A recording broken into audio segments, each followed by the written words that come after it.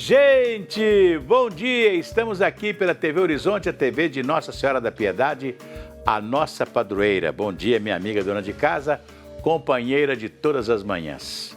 Eu quero aqui, no início do programa de hoje, lamentar a morte do publicitário, o Álvaro Rezende. O Álvaro Rezende teve um problema de câncer, tratou, melhorou. Um dia foi ao médico e o médico achou que a pulsação dele estava muito baixa. E aí ele teve que colocar um marca-passo. Estava se recuperando do marca-passo em casa, com cuidadores, quando de repente ele não gostava muito que os cuidadores ficassem do lado dele, ele queria andar sozinho dentro de casa, e de repente ele cai e bate com a cabeça no móvel, né? E tem um problema cerebral, né? Vai para o hospital, se interna e tem um caso grave de cerebral e, infelizmente, teve morte cerebral anunciada no sábado ainda. E faleceu no último domingo, ontem, né? E o corpo dele vai ser velado hoje a partir das 2 horas da tarde, lá no Funeral House, ali na Afonso Pena. Fica a nossa saudade do grande publicitário que foi o nosso Álvaro Rezende. Ele começou como cameraman na TV Itacolomi, onde trabalhou durante muitos anos, né? Depois ele foi se especializando, naquela época, quando a TV Itacolomi era a nossa principal emissora de televisão, e as publicidades, muitas das publicidades eram produzidas no estúdio da TV Itacolomi, no edifício Acaiaca. E ele foi se especializando em publicidade. E logo, logo, ele passou a produzir publicidade. E isso foi um pulo para ele ser, mais tarde, diretor comercial da TV Itacolomi durante alguns anos, até fundar a sua RC Propaganda, né? E a gente fica triste porque ele foi presidente do sindicato, foi um homem que impôs a publicidade mineira a nível nacional. A gente fica muito triste com a morte dele, né? A vida é essa, né? A gente um dia vai, parte, né? E partiu ontem o Álvaro Rezende. Fica aí a nossa tristeza pela sua morte. E o nosso abraço de condolências à família. Pois é, vai tudo bem, muito bem, muito bem, muito bem, muito bem, muito bem, bem, com pílulas de Lúcen. Sabe aquela dorzinha urinária, aquela sensação de queimação e ardor? Pílulas de Lúcen são antissépticas das vias urinárias e você encontra em todas as farmácias e drogarias. Se persistirem os sintomas, o médico deverá ser consultado. O dia festivo e alegre, assim foi a celebração do domingo de Páscoa na Catedral Cristo Rei. Este ano, os fiéis puderam participar presencialmente e da programação especial que celebra a ressurreição de Cristo. Quem conta esta boa notícia é a Gabriele Assis. Gabriele. O domingo de Páscoa celebra a ressurreição de Jesus Cristo e encerra a Semana Santa. Na Catedral Cristo Rei, a data foi comemorada com alegria pelos fiéis. O significado da Páscoa para mim é renovação, né? Está sempre renovando, porque Jesus ressuscitou, é o novo para a gente, né? E o significado é tudo, né? Para mim é tudo estar aqui hoje, para renovar essa fé. Eu estou aqui desde que foi liberado, né? E para mim a Páscoa é vida nova, né? O sepulcro está vazio e o amor venceu o amor e está aqui por cada um de nós, que nós possamos fazer por merecer esse amor de Jesus por cada um de nós, né? Ano passado, a celebração de Páscoa na Catedral foi restrita a poucas pessoas por causa da pandemia. Mas este ano, muitos fiéis puderam estar presentes para comemorar a vitória da vida sobre a morte.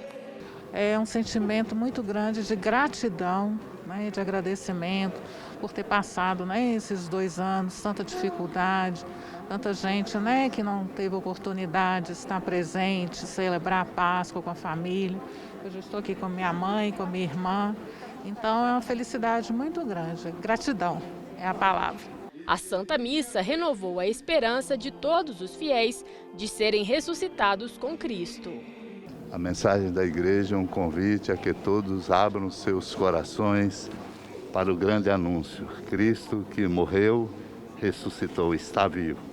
É, portanto, a garantia esperançosa de uma vida nova para todos nós, nos convidando a promover e a investir numa vida nova, interiormente e na sociedade.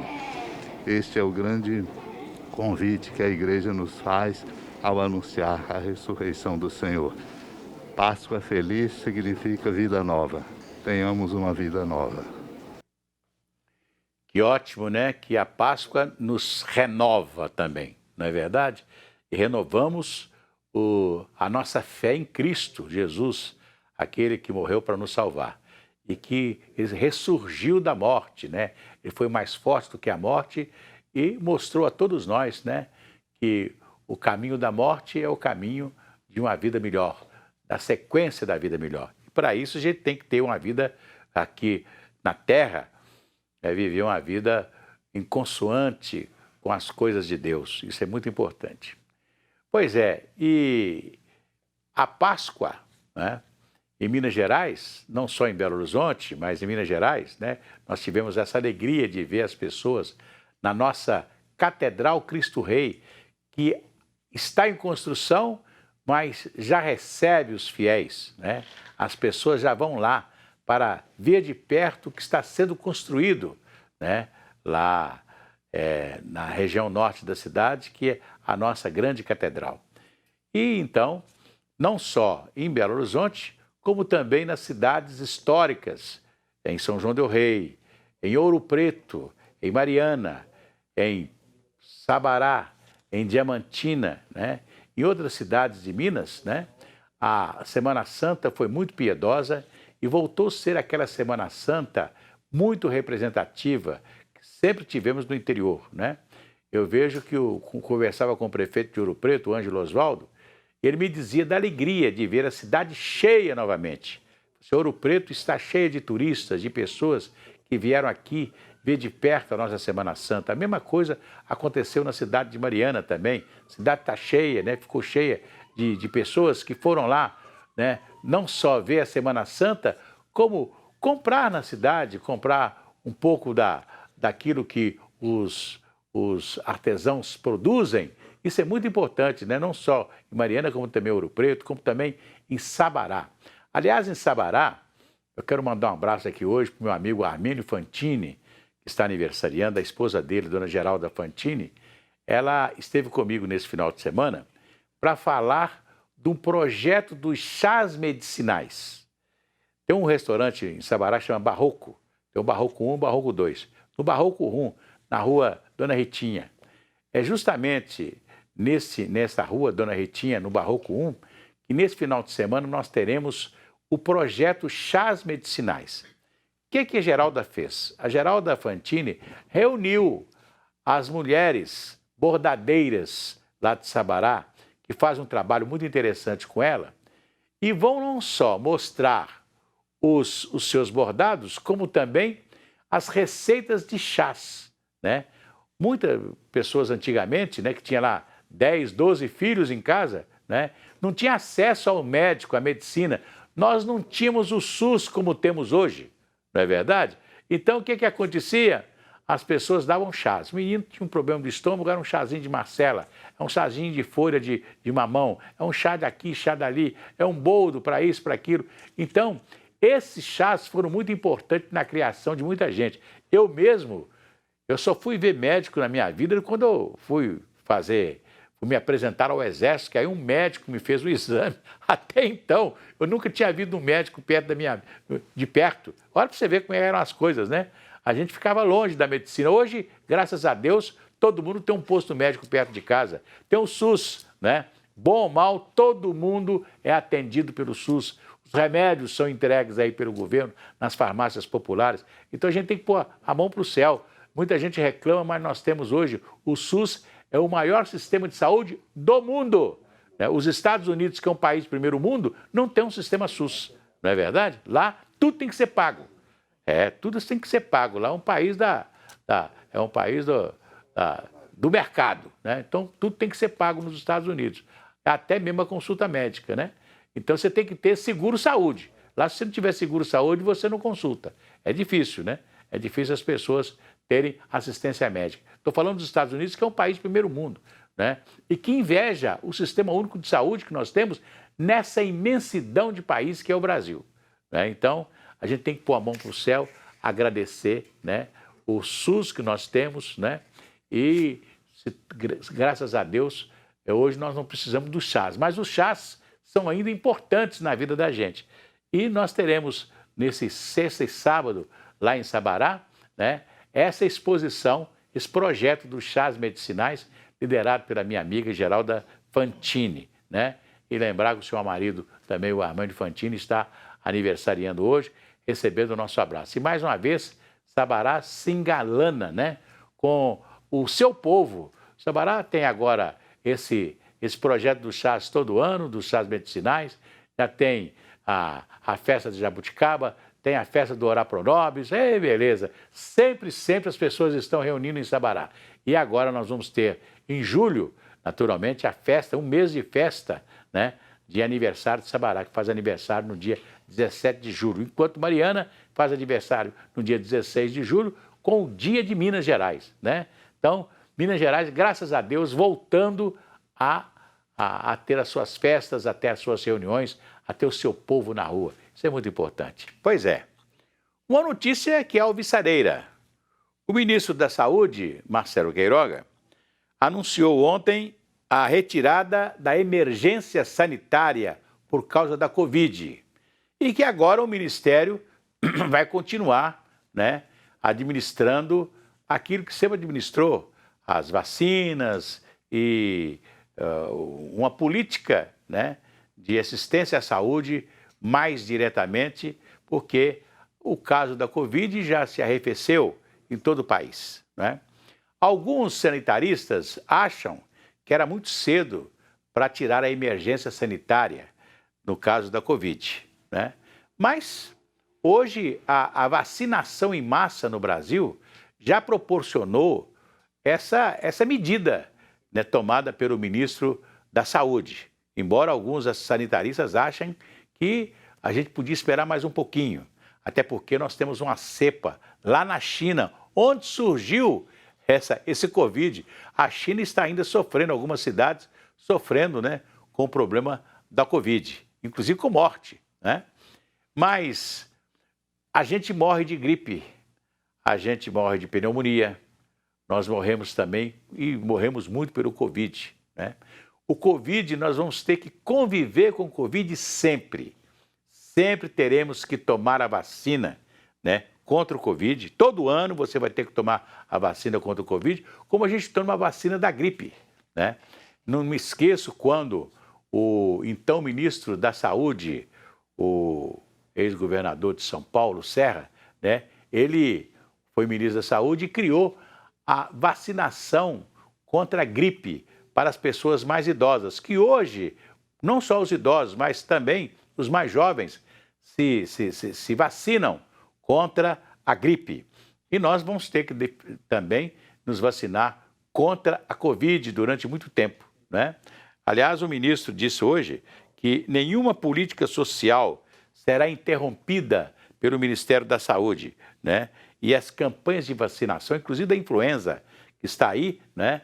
Elas são muito efetivas em todo o país, em toda a rede SUS no Brasil inteiro. Eu falava há poucos instantes da rede SUS e, graças a Deus, né, a rede SUS está aí, né, com a vacinação. E eu faço mais uma vez o apelo para que os pais levem os filhos para se vacinar contra a paralisia infantil e contra o sarampo. É muito importante que vocês continuem vacinando os seus filhos.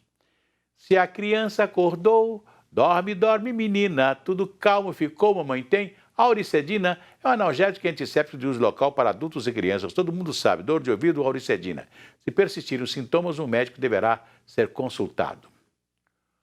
Jovens indígenas brasileiros estão usando a tecnologia a seu favor. Eles encontraram nas redes sociais uma ferramenta para lutar pelo direito à terra e proteger suas tradições ancestrais. Quem nos conta isso é a Gabriele Assis. Gabriele. As reivindicações dos indígenas mais jovens são as mesmas de outras gerações, mas a forma de lutar por seus direitos mudou. Representantes de várias tribos estão ganhando notoriedade nas redes sociais e usam o canal de comunicação que tem com milhares de seguidores para lutar pelos direitos dos povos indígenas. A juventude vem trazendo uma ferramenta nova de resistência, que é a internet, que é as mídias sociais, que é uma ferramenta que consegue fazer grande diferença na luta do movimento indígena. Um exemplo disso foi toda a nossa divulgação alcançar outras pessoas que ajudam mais a gente. Então, o papel da juventude é estar junto do movimento indígena, aprender com os mais velhos, aprender com as lideranças, para depois seguir o mesmo caminho e com as ferramentas da contemporaneidade. A geração mais jovem vive um momento desafiador durante o governo do presidente Jair Bolsonaro, que pressiona por uma legislação que reduza drasticamente a criação de novas reservas indígenas e abra as já existentes à mineração. A gente se torna um povo só, porque a gente luta pelo direito de todos. Então é difícil, mas a gente não desiste. Somos a resistência, mais de 500 anos resistindo, não é hoje que a gente vai parar e deixar o governo fazer o que quer, né? Então são esses pilares que a gente aborda, educação, saúde e demarcação de territórios. Pois é, se você ler a história do Brasil e ver o que fizemos com os índios, o que os portugueses fizeram com os índios quando eles aqui chegaram, o que os franceses fizeram com os índios, né? Nós tínhamos uma comunidade indígena muito grande, né? Infelizmente, os índios foram massacrados em quase toda a orla brasileira, porque foram ali que chegaram as primeiras embarcações, os primeiros portugueses que aqui chegaram, né? Então houve muita maldade contra os índios, né? E contra os negros também, que chegaram aqui escravizados, né? Eram convidados a vir fazer uma viagem num país maravilhoso, mas encontraram aqui a escravidão. Então a gente sabe que os índios foram os primeiros habitantes dessa terra, né? E o nosso idioma original não é português, não. Nosso idioma original é tupi-guarani, né? E nós encontramos ainda algumas palavras como Guaratinguetá, né? São Paulo, então, tem muitas cidades, né, que têm as palavras indígenas. Sabarabuçu, né? Sabarabuçu também é uma palavra indígena, né?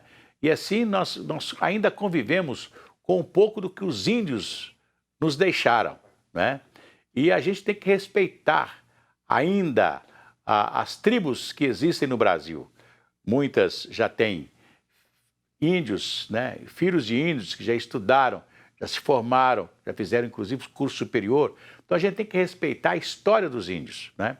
Eu fico lembrando que eu estive no México, e no México são duas tribos famosas do México, os maia e os astecas.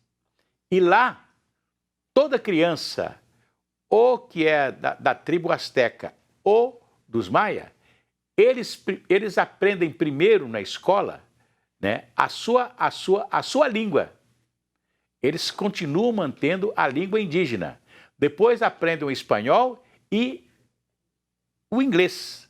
Então a criança sai da escola, né, na sua 7ª, 8ª série, na 8ª, 9ª série, sai falando 3 idiomas.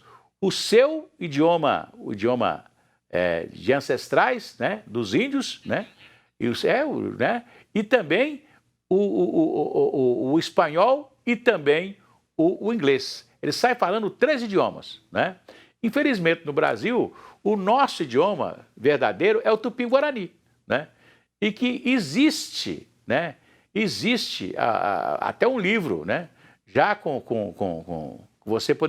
a gente poderia voltar a aprender, como aprendemos latim, né? Em épocas passadas, e que eram muito importantes. O sujeito que aprende latim, que aprendeu latim, ele tem uma completa dominação da língua portuguesa, porque são línguas latinas, né? Aí ele conhece mais o francês, conhece mais o italiano, o espanhol, que são línguas latinas, né?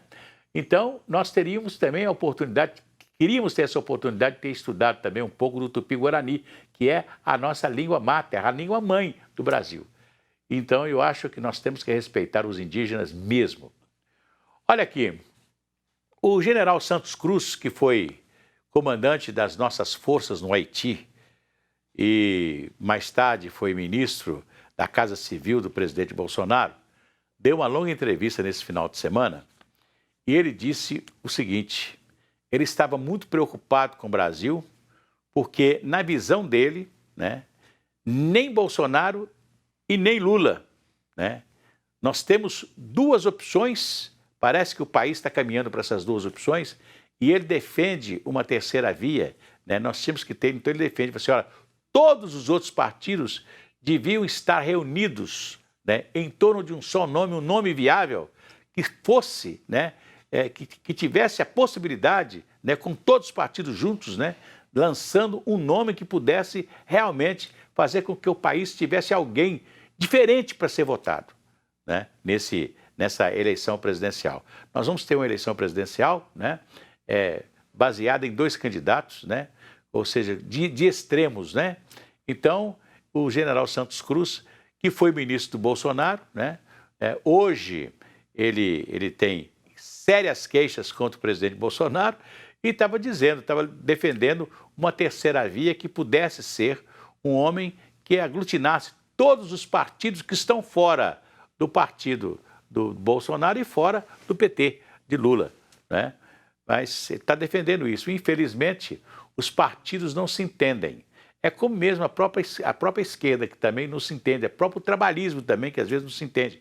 Nós estamos vendo aí, né, o Paulinho da Força Sindical com problemas aí para apoiar o Lula, né? Até porque ele foi vaiado outro dia, então ele está fulo da vida e está querendo tirar a força sindical do apoio ao Lula, né? Então nós vamos ter ainda muita água para passar debaixo dessa ponte aí, até começarmos com a campanha eleitoral. E essa campanha eleitoral desse ano vai ser uma campanha muito difícil, até porque o Tribunal Superior Eleitoral está tentando regulamentar o telefone, tentando regulamentar as redes sociais, porque essa eleição, como da vez passada, ela praticamente vai ser feita nas redes sociais. E as pessoas, cada um vai ter a sua opinião, cada um vai ser um político, né, com as redes sociais esse ano, nessa campanha eleitoral. Vai ser diferente, né, quando nós tivemos a campanha feita no rádio, na televisão, com os publicitários, cada um, os chamados marqueteiros, essa coisa. Hoje, o grande marketing vai ser nas redes sociais. A eleição está polarizada e o grande marketing vai ser nas redes sociais. E então nós teremos uma eleição muito difícil no Brasil, né? Uma campanha, você tem que ter muito cuidado para não se envolver em certas coisas dessa campanha que vem por aí. Vai ser difícil, né? Depois de uma campanha que nós tivemos no passado, nós vamos ter uma campanha agora muito polarizada entre dois candidatos só, né? Quer dizer, aquele candidato neném, que nem seria nem Lula nem Bolsonaro, esse candidato ainda não apareceu, infelizmente. Um abraço para vocês e até amanhã.